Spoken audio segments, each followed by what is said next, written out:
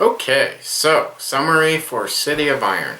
First off, if you do any real research into this game at all, you're going to hear people say that military is overpowered in this, particularly with two people. I categorically disagree with that.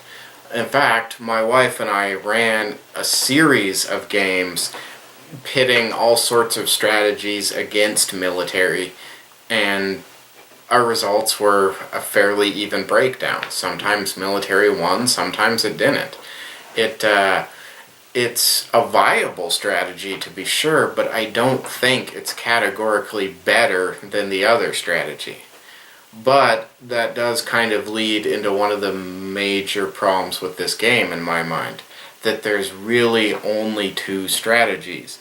You either go building and exploring happy with maybe a small smattering of military, or you go military happy with a small little bit of building slash, exploring.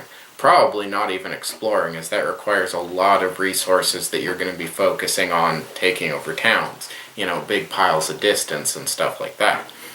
So you've really only got the two strategies, which, combined with the fact that every game, every card will come out, it can feel very, very repetitive very, very quickly. The only thing that changes is the order of the cards, and even that's further divided into A, B, and C cards. So you've got a pretty good idea that, I'm going to see a barracks either this turn or the next one. It's guaranteed. There's 3 or 4 barracks in A, right? You think so, yeah. Yeah, 3 or 4 barracks in A, and so, if you don't see one every round, you're going to see one. And there's some in B, too. Yeah, he's right. There's some even further down the line. You're going to see them all the time. And it's just very repetitive feeling after a while. We played a whole battery of games to test out the military thing. After a while, we were sitting there going, oh my goodness, this is... Now, don't get me wrong, I am not declaring this a bad game by any means. In fact, I eagerly kickstarted the expansion, Experts and Engines, that I think is supposed to be coming along pretty soon here, and would do so happily again, because I feel like this game is a fantastic start. And as long as you don't try and play it all the time, it's a lot of fun. Especially if you vary up the people you play it with. Because the real random factor to this game is the other players. And it works very well in that regard. And I feel that if Experts and Engines is all I hope it will be, and future expansions come along, that this can very easily grow into a fantastic game. So I plan on keeping my copy and, playing the heck out of Experts and Engines, and I'm really very hopeful it's going to be an enjoyable experience.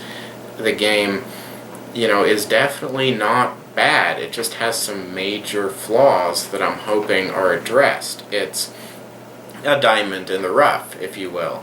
Now, it's also got some very, very strong points to it. I love the fact that everything in this game has so much strategy you can put behind it. Buying a particular... Well, as you saw in the gameplay, there was a moment where the perfect card came along where I could tie up my wife and get ahead of her on another thing with the single card. Or there was my explore action where I was able to play all 5 cards out of my hand and essentially take 2 useful actions at once, because in prior rounds I had arranged my cards in such a way and carefully directed my purchasing and so on and so forth. For a game with very little setup time to it, you can have huge amounts of strategy involved. But that's kind of the flip side to the repetitiveness. Now, what I would like to see is twice as many cards, and you only play with half each time. I feel that would have had just enough, well, am I going to see another barracks? to keep that tension and that tactical feel in there where your strategy can be forced to change at a moment's notice, but at the same time still give you enough of an idea that you can plan ahead. I feel that would really balance the game out very, very well. Now, it's you may have a different experience. You may be like many people and find that military is just too powerful in your games, but as you saw from our playthrough earlier, by buying the equivalent cards to the ones she was taking over, I would inevitably end up one resource ahead of her, because town cards never have more than 2 of a resource, and most building cards have 3. So I was able to stay just enough ahead of her to get the points and the coins and so on. And, as I've said, military has triumphed in our games many times before. It's not a weak strategy. I just really don't feel it's as broken as people seem to think it is. I mean, maybe we're doing something different than other people, or, heaven forbid, something wrong, but I haven't seen it. Now, there's also definitely something to be said for the way they did the card purchasing in this game. The fact that they go directly into your hand and the card drawing is so limited in this game makes it a very significant choice, not just what to buy, but when to buy it.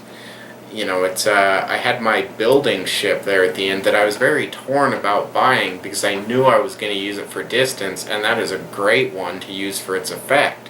I also had to use my tax collector that I really would have loved to use for his effect. I mean, 3 coins is great. As you saw from my wife's tax action, just taking the action without the card only gives you 1 coin. I was getting 3.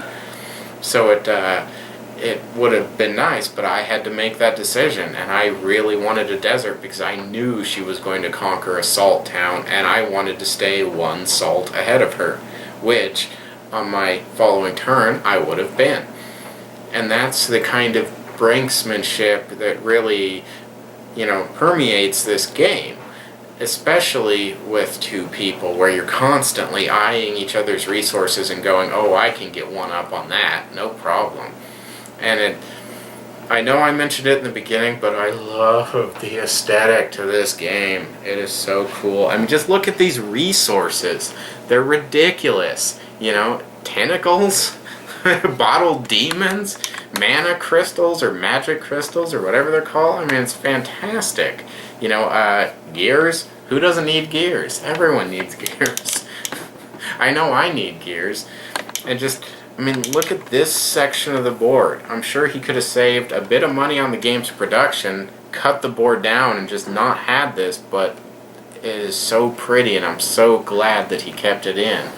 It's so colorful, but it's almost a kind of muted color that, has almost the dignity of something like, World Without End or Pillars of the Earth or Rococo, but still has the color and, vibrance of many FFG products. Isla Dorada comes to mind. And it's just, you can tell that he is a gifted artist and that he takes the time and effort to lay things out to show that off. And it's a wonderful production.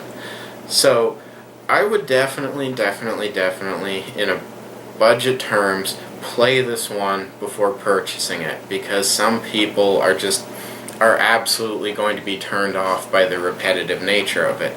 But others will, like me, see the possibilities in this game and be intrigued. And it's not terribly expensive, in the ballpark of $40-50, so...